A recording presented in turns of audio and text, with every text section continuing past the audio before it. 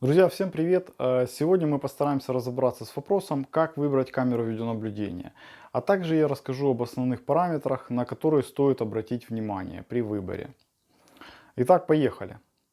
Для того, чтобы успешно выбрать камеру видеонаблюдения, нужно знать основные характеристики камер и на что, собственно, они влияют. На сегодняшний день существует два основных типа камер – цифровые и аналоговые.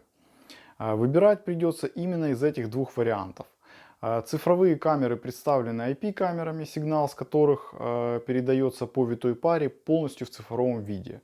IP-видеонаблюдение является передовым и наиболее перспективным направлением в видеонаблюдении, так как имеет ряд преимуществ, таких как отсутствие всевозможных помех и наводок на изображении, качественная стабильная картинка, а также возможность реализовать на борту камеры массу всяких дополнений в виде определения лиц человека и многое другое. Разрешение современных IP-камер достигает десятков мегапикселей, что позволяет, собственно, видеть множество деталей. Также к преимуществам IP-камер можно отнести возможность организации удаленного доступа к камере через интернет без использования регистратора. IP-камера по сути является небольшим компьютером с веб-сервером, отсюда ее довольно недешевая цена. Аналоговые камеры представлены на сегодняшний день HD, TVI и CVI системами, плюс-минус сравнимыми по качеству друг с другом. Видеосигнал с этих камер передается в аналоговом виде, что, к сожалению, является благоприятной средой для появления различных помех. Этот факт нужно учитывать при выборе кабеля для видеонаблюдения. Разрешение аналоговых камер на момент съемки этого видео уже перевалило за 8 мегапикселей. Что касается цены, IP-камеры в среднем стоят в 2, а то и 3 раза дороже аналоговых камер идентичного разрешения. Если говорить о разнице в изображении между аналоговой и цифровой камерой с одним и тем же разрешением, то она безусловно есть. Вот для сравнения картинка с IP-камерой 2 мегапикселя.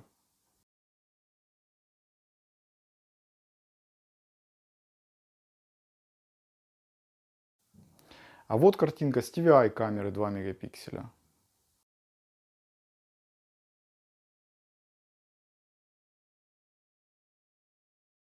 Разница есть, но эта разница не столь велика, как разница в цене. И далеко не всегда есть смысл переплачивать вдвое или трое только за то, что камера цифровая. Также в народе гуляет такая байка, что, мол, IP-камеры можно просматривать через интернет, а аналоговые нет. На самом деле это справедливо, если мы говорим только об одной камере. Если же мы говорим о системе с несколькими камерами, подключенными на видеорегистратор, то удаленный доступ возможен к обоим типам камер. Выбирать между аналоговыми и цифровыми камерами нужно, полагаясь на ваш бюджет и задачи. Для большинства стандартных задач, вроде видеонаблюдения в частном доме, вполне подойдут аналоговые камеры.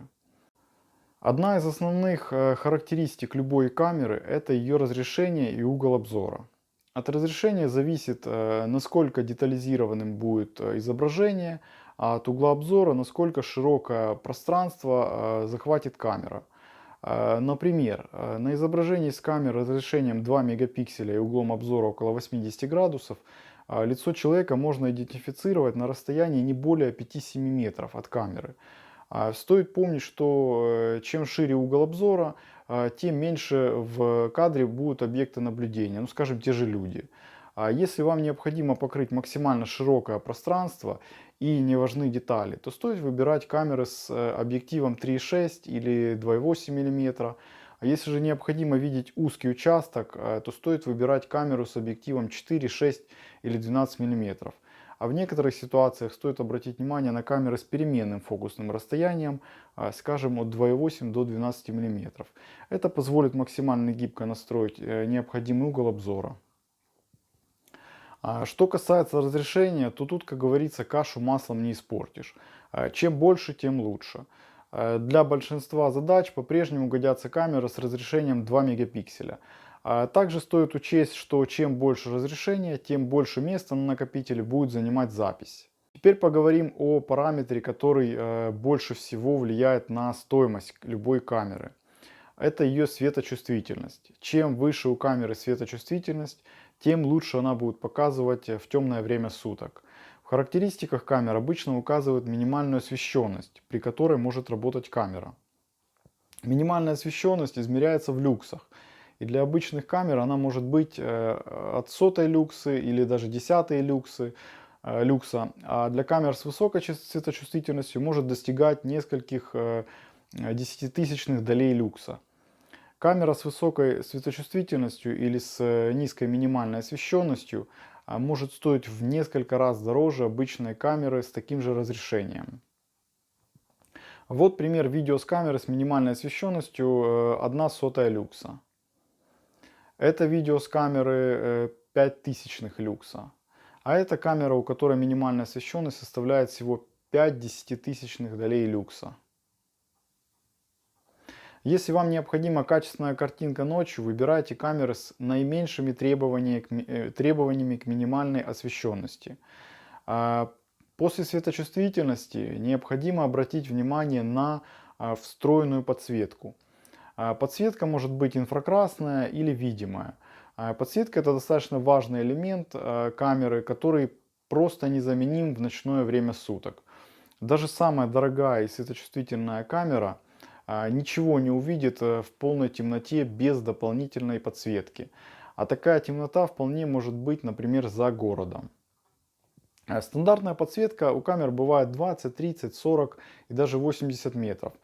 Существуют роботизированные камеры с так называемой лазерной подсветкой, способные осветить пространство на расстоянии около километра. Еще один важный фактор — это место установки камеры. Улица либо помещение. Для улицы камеры изготавливаются в герметичных корпусах, имеющих степень защиты от пыли и влаги не менее IP66. Камеры для улицы изготавливают в купольных и цилиндрических корпусах. Тот или иной корпус выбирают исходя из эстетических предпочтений, а также места установки. Например, если камера устанавливается на подшиве или в потенциально вандалоопасных местах, то лучше использовать купольный тип корпуса. Если же камера будет стоять на стене, то можно поставить и цилиндр. Камеры для установки внутри помещений, как правило, выполнены в пластиковых корпусах, практически не имеющих пыли влагозащиты. Ну и последнее — это производитель. На сегодняшний день лидеры рынка — это китайские компании, всем известные Hikvision и Dahua. Есть еще масса китайских производителей, которые поставляют свое оборудование на наш рынок под различными брендами. Но далеко не всегда это оборудование сравнимо по качеству сборки, элементной базы, а также выходному контролю с тем же Hikvision и Dahua, что отражается на высоком проценте брака.